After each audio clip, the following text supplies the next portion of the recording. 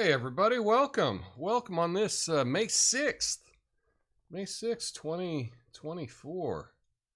Year is cruising by. Let's just see if we are live. Nice to see everybody today. I'm very wet. I just got out of the cold plunge. Woo! Running a little late today. I realized one thing. This is why you can't just ever have just assumptions about things. I assumed that the clock on my microwave in my kitchen was accurate. Turns out it's running slow. I don't know who would have set it to be slow, but it's like 4 minutes slow. And then that's why I realized I get over here. I'm like, oh, we're live already. Holy cow. We're behind. And I don't know, was it my dog? Who set up the microwave to be slow? Not me. Anyway, we got an interesting thing to get to today. We've got to talk about home ownership. And I just want to make sure that I am live on all the streaming platforms. We're live on YouTube. I see that. And see if we're live on Rumble. Make sure to mute. Yeah, we are. Awesome. Well, that's good. Good. So let's get into it, shall we? What's up, everybody in the chat? Now, as a reminder, stick around for the after show. I'll go through all your comments in the chat, so we'll get to that. But first up, we got to talk about home ownership, so let's get into it.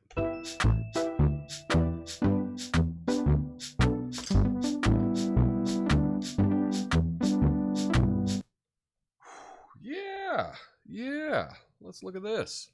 Scroll. Oh, man. Anyway, today we're diving headfirst into a topic that's been on the minds of millions of Americans. That's home ownership. Or as it's known in some circles, the great American pipe dream. You know, it used to be that owning a home was a quintessential part of the American dream. It was up there with apple pie, baseball, and complaining about the government. But now, it seems like the only people who can afford a home are those who can trace their ancestry back to the Mayflower. Yikes!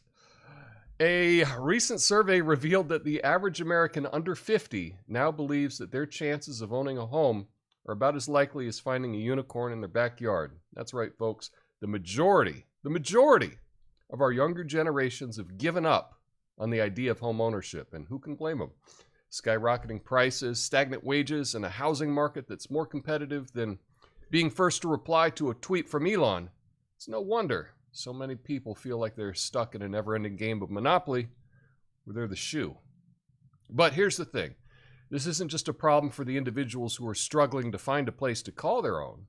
This is a problem for our entire country. You see, home ownership, it's a key driver in economic growth, creates jobs, stimulates the economy, gives people a stake in their community.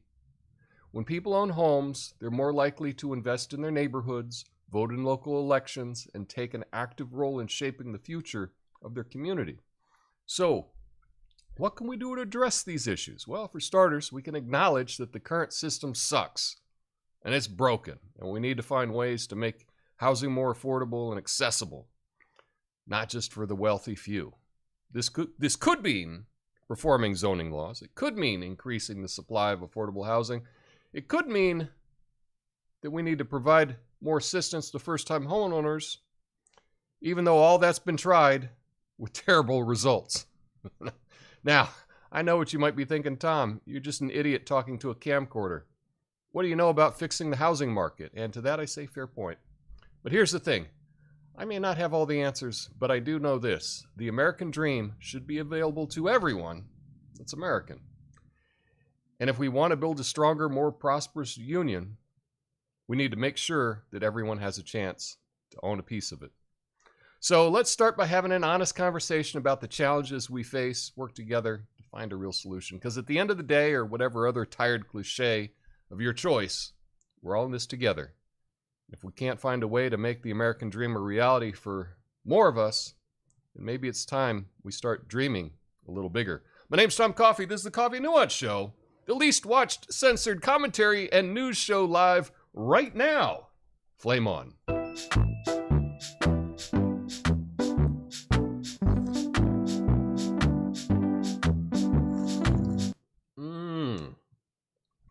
Good coffee. Good coffee.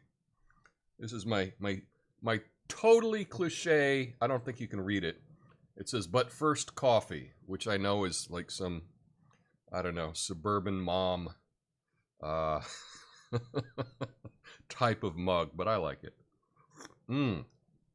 I like it. But we're talking about home ownership, and this recently that now over half of people under 50 just they don't even consider it a possibility anymore.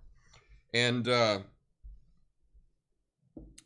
know, a lot has been happening, and often, you know, we're all distracted by, you know, college kids setting up tents and stuff like that. And while that may be something, I don't want to dwell on that. I think that there's bigger things going on. In fact, I think that's a bit of a distraction.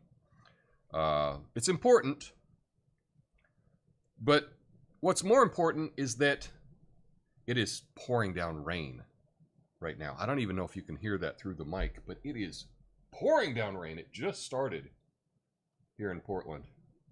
Wow. Wow. Usually doesn't rain this hard. Anyway, that currently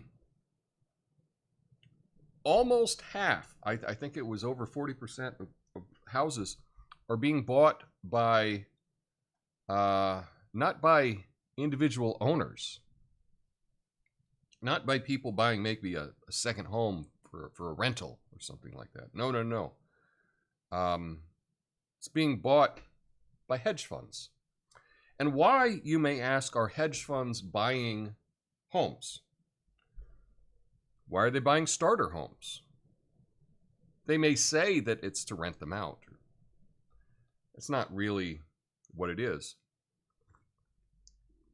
See, the hedge funds know, the big money knows, that right now, with inflation the way that it is, they're just trying to maintain their assets. It's trying to have assets that will appreciate in value rather than depreciate in value. If you have money right now and you hold that as US dollars, guess what? It's worth less every single day. Every single day it's worth less. And, you know, printing money to the tune of $10 billion a day, your money is going to be less every single day after this as well. And so what the hedge funds know is they want to hold on to all of those gains, all those goods. And one of the best ways to do that is to own an asset. And one of the biggest assets in the U.S. is property, is starter homes.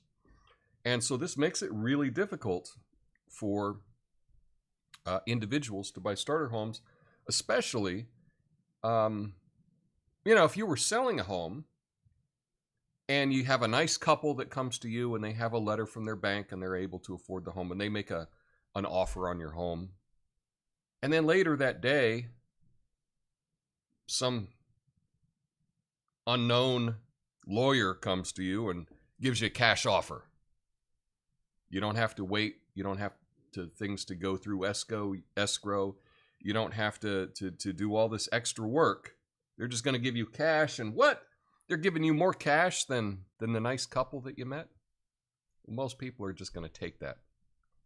Most people are going to take that. And that's why it's becoming so difficult, even for people that have saved up and have good credit, to buy a starter home. That's why it's getting so tough to do. And there's a lot of different ideas, and we could go into that further, about what could you do if you were a young person and you're trying to get a home. But I think the first thing we have to do is acknowledge that this is what's going on. We have to acknowledge that inflation is not the little 2% or whatever the claim is. No, it's a lot more than that. And when inflation is high, then people with money are going to gobble up every single asset that is out there. That's just it. Anyway, let's talk about what Biden has to say about this.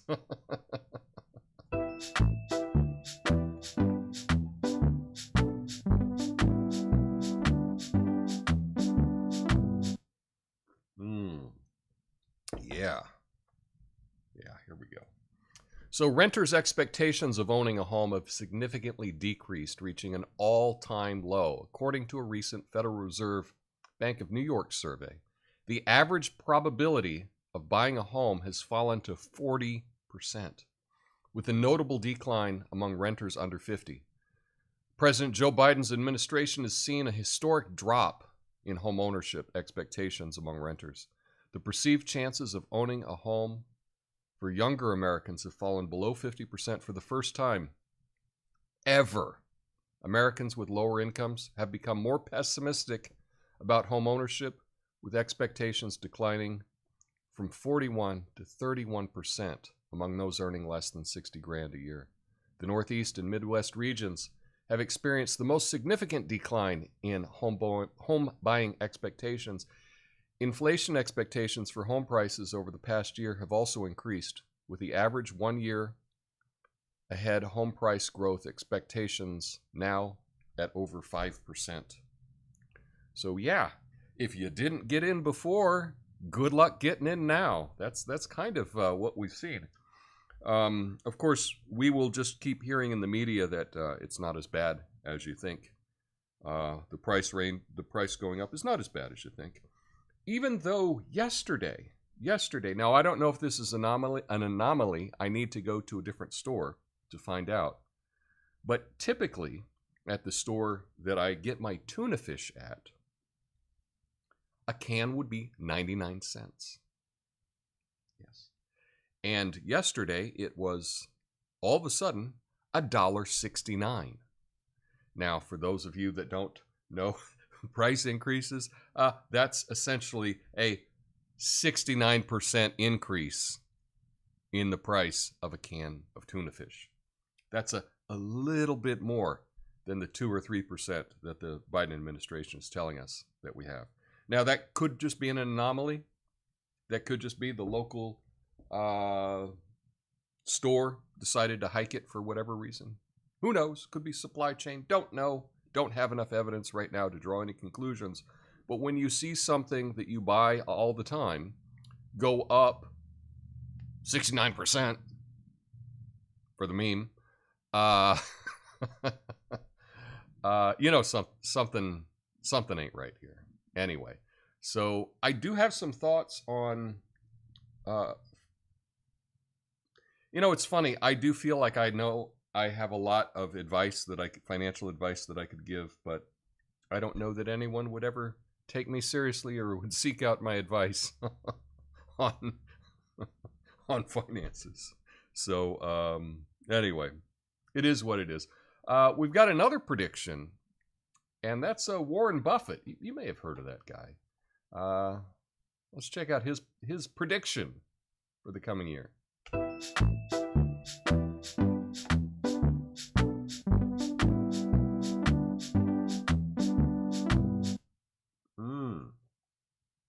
Keep going back to this coffee. Good coffee.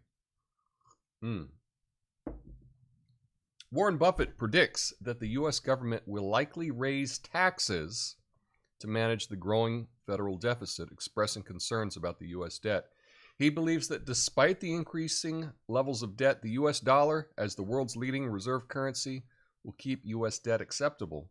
The International Monetary Fund has criticized the Biden administration's spending as out of line with long-term fiscal stability, with the Congressional Budget Office projecting federal deficits to increase significantly. Biden administration and congressional Republicans have differing views on the impact of tax cuts on the debt. So Warren Buffett, one of the most successful investors, I guess, in the history of our country, is saying that more taxes are coming. And often what we always hear is this is going to be a tax on the rich to pay their fair share. And somehow it never seems to work out that way, does it? Even though we've been hearing about the fair share thing, and frankly, that is when you hear fair share, that should be a trigger. That because what happens is every time they raise taxes on the rich, somehow the poor people end up always paying more, right? Why is that? Why is that? Well, if something has happened 100 times in a row, they keep telling you, we're going to make the rich pay more, and then poor people pay more. We're going to make rich people pay more, and then things get worse for poor people. And we've seen this happen, I don't know, 100 times in a row. How many times do you fall for this before you realize that this is not how things work? You know? Here's an idea. Rather than more taxes, how about you spend less money? There's always, how come we don't have anyone saying, you know what? We need to have less giveaways to corporations. We need to have less giveaways to foreign countries. Maybe we need to stop spending so much money on this bloated government that we have. You don't hear that. It's always, let's get those millionaires and billionaires. Let's make them pay more. You wouldn't have to pay more if you spent less. But what do I know, right? What do I know? Anyway, here's a new feature coming up on YouTube that you may be interested in.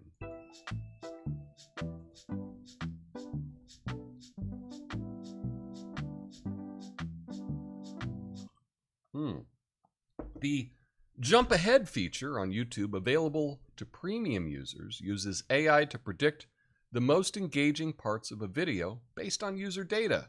It's currently accessible only in the US on the Android app for English language videos. Now, this feature is an experiment until June 1st with potential for official release or extension. Users can activate Jump Ahead by double tapping the skip forward, then clicking the Jump Ahead button.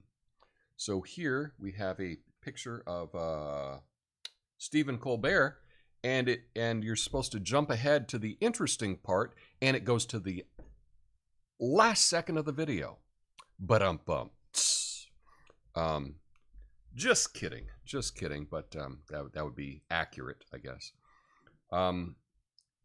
So I'm trying to think. I actually will find out. I know a couple people that pay for YouTube Premium, so I could ask them, but they have iPhones. This is only available right now on the Android app if you have Premium. But I just remembered, I do think I have a friend with an Android with the Premium, because I would like to check it out firsthand to see how it works. And I would like to see where it says on my videos that it's more interesting. You know, would this be able to do this without a whole lot of data, right? My videos don't get very many views. So will AI be able to determine the really interesting parts of the video? Or is this kind of a fake AI where they're just looking at where people skip ahead to and they're saying that AI is doing it? I don't know. So that's why I want to play around with it and check it out and see how it works. But that is interesting. Can you imagine a time that you would just have the interesting parts of a video that you could just skip to the interesting part? Again, turning over what you do to AI or an algorithm. We're kind of used to that by now, though. Anyway, it's an interesting idea, and if you have YouTube Premium and an Android, and you've used this, I would really like to hear your feedback, because I think this is an interesting thing. If it's real, I don't know if it's real, because I haven't tested it myself. So we'll find out. But next up, for those people that are going to get the tax increase, right, the uber wealthy, there's a new service for you.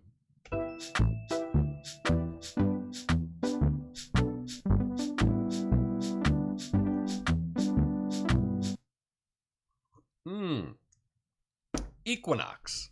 launches a $40,000 a year program optimized by Equinox in partnership with Function Health. The initiative focuses on personalized health plan for overall health and longevity, including fitness, nutrition, sleep coaching, and massage therapy. It's part of a growing market for wellness and longevity, aiming to slow the aging process. Now, Equinox, a high-end fitness chain, plans to expand into the health and wellness sector with new clubs opening in Philadelphia and Los Angeles.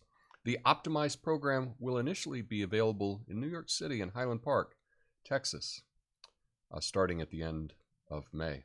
Highland Park, Texas. I lived right near Highland Park, Texas. It's so did Dick Cheney, if that gives you an idea for the kind of people that lived in Highland Park. Very wealthy neighborhood. I guess was it technically I think technically it was like a separate city inside the city of Dallas. Can't remember, but I lived right near there. But it was a very, very wealthy part. But I do think that we're going to see more and more of this catering to longevity, better fitness, better life, et cetera, et cetera. Now, I have always been hoping that we could have a politician that would kind of push this, because I think that better fitness, better wellness, longevity should be for everyone, maybe not just people that can pay 40 grand a year for this personalized service. I think that this is something that we can all do, and I think if we renewed our interest in fitness and health and diet and sleep, that we'd all be better off for it. 100%. Now, how do I get in on this? I would love to offer personalized advice for a certain amount per year, but I don't even know how to make that happen.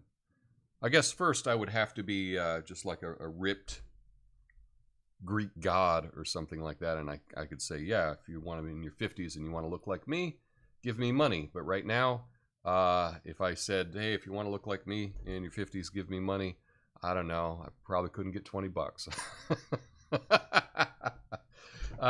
Anyway, but I do think that we're going to see more and more of this. And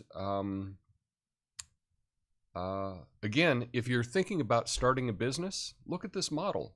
It's a lot easier to make a lot of money catering to rich people than it is to people that don't have any money. So just keep that in mind. Lastly, we need some good news. So I have got an update on history for you.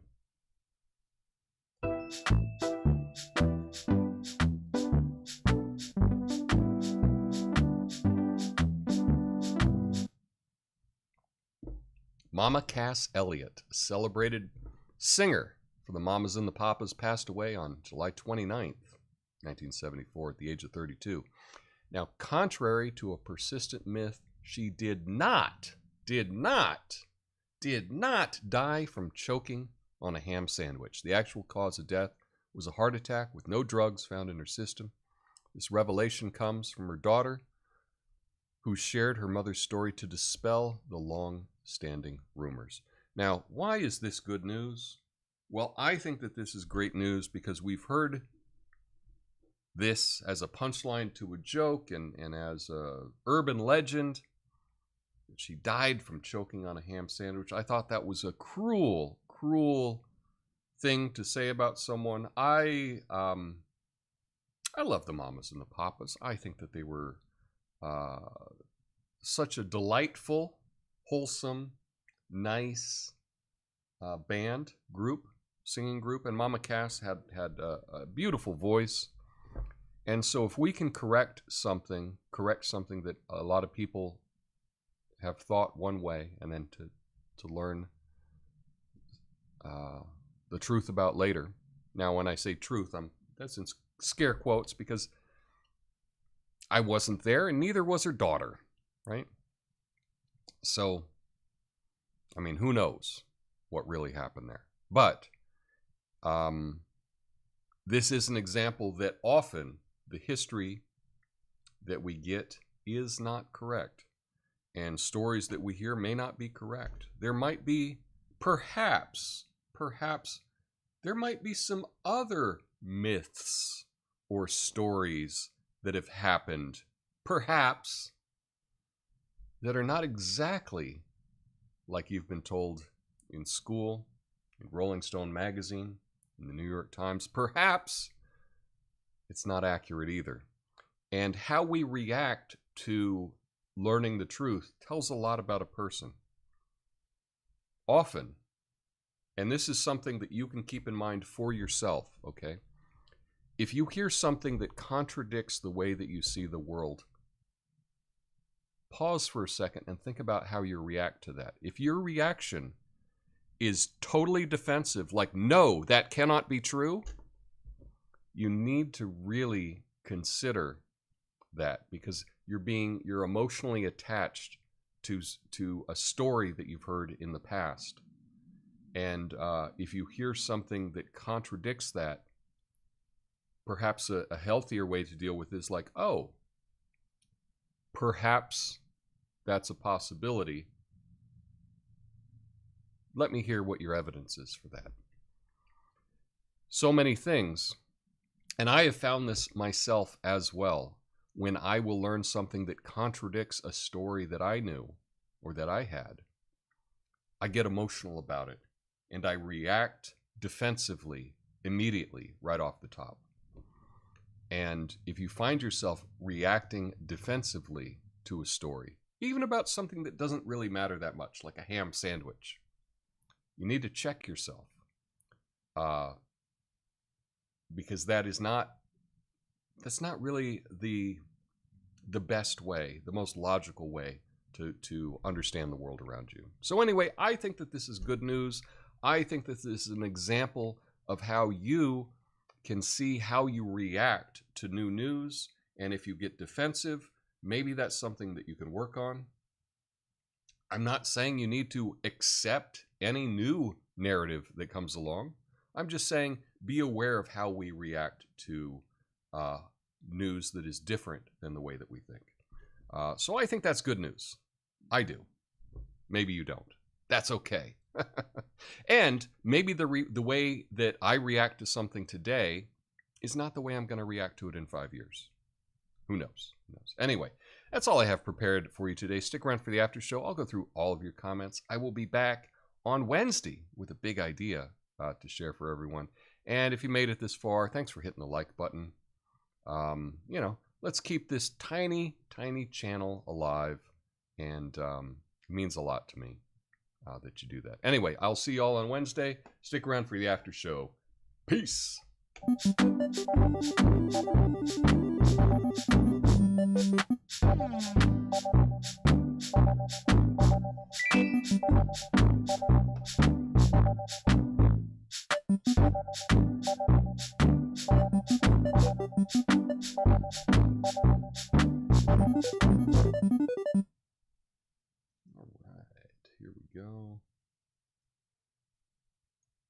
Here we go. There we are. Boom, boom, boom. Okay. Kicking it off on Rumble. What's up, Ox? Spend less. Department of War is so corrupt that we run out of ammo. This year, they will ask for much more. Well, the reason we run out of ammo, see, here's the little something to consider.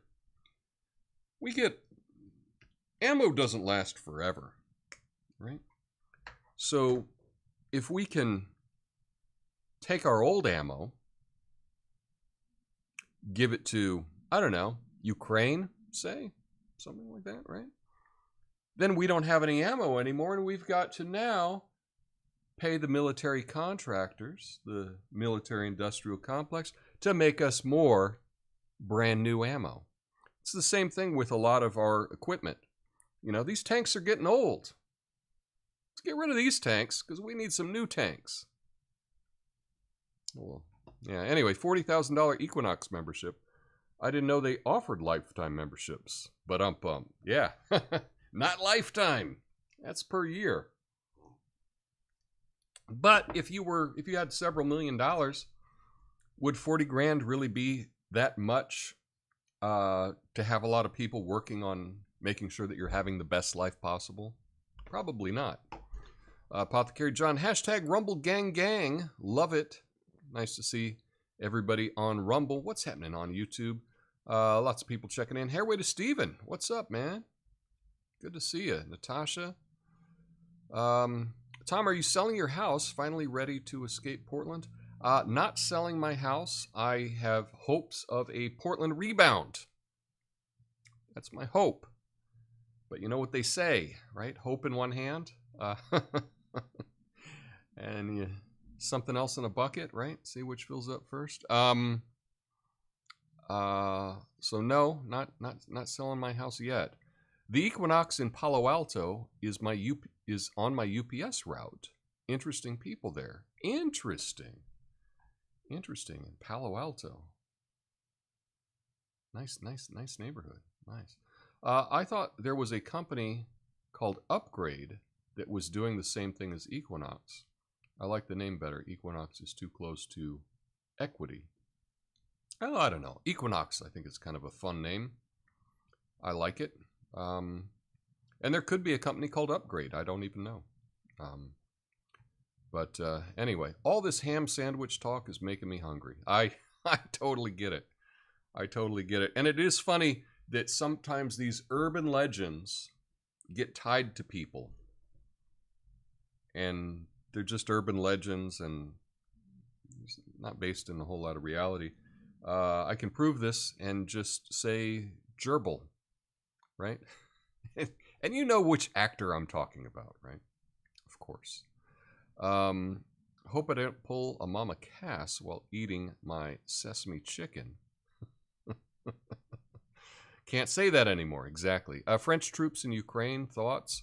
I have heard that, and again, a lot of this is tough to find out what's happening when you have, if you cannot be somewhere firsthand, you have to be able to get news from people that are there firsthand.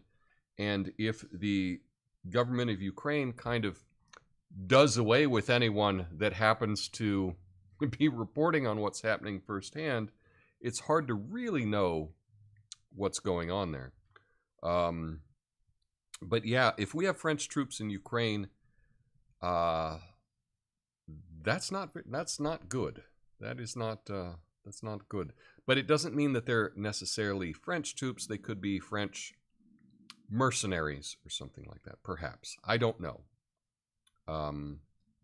Some stories I just don't even like looking into.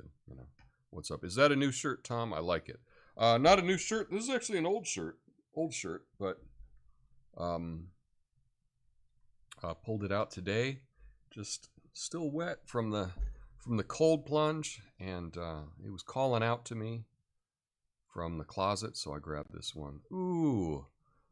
Emotional reactions, the primary cause of conflict on the internet. I would agree, Alan Durrell. I would agree. But the thing is, once you start seeing how people react, if they react emotionally to something, that's really good, because then you can also see how you react emotionally to things. I have found myself noticing how I react to things. And even I'll say like, okay, I'm not going to get upset. I'm not going to get upset. I'm not going to get upset. And then boom. And all of a sudden I react emotionally to something. And, but just being aware of it for yourself, even if you're not able to then share it with someone else, I think it's a good thing to understand ourselves a little bit better, is to reflect on how we react to certain things. So that's good. Oh, and M7 is saying there's a 10,000 Bitcoin giveaway today. Well, I'm sure that is totally legitimate. Totally legitimate. They're just going to give it away. And if you want to check that out, there's a link. Natasha says, I like to say Trump to people to observe their emotional reaction. Yeah, Trump is one of those things that there is a massive emotional reaction to with many people. And that's true for a lot of subjects. You know, a lot of subjects people just are not able to not be emotional about. And it's okay to have an emotional reaction, right? I'm not saying to not have an emotional reaction. What I am saying is to be aware of when you're reacting emotionally, and then to know that because you're reacting emotionally, then perhaps you're not using all of your senses. You're not using your logic. You're not using your rational thought in this case. Just something to be aware of, that's all. So, yeah. Anyway, that's all I have for y'all today. Thanks for sticking around. Thanks for everybody that commented, hitting the like button. And it stopped raining, and now we've got sunshine in Portland, Oregon. So I think I might take a mid-afternoon walk in the park, perhaps. But I hope you all can do something awesome today as well. I'll be back on Wednesday. Y'all have a good one. Peace.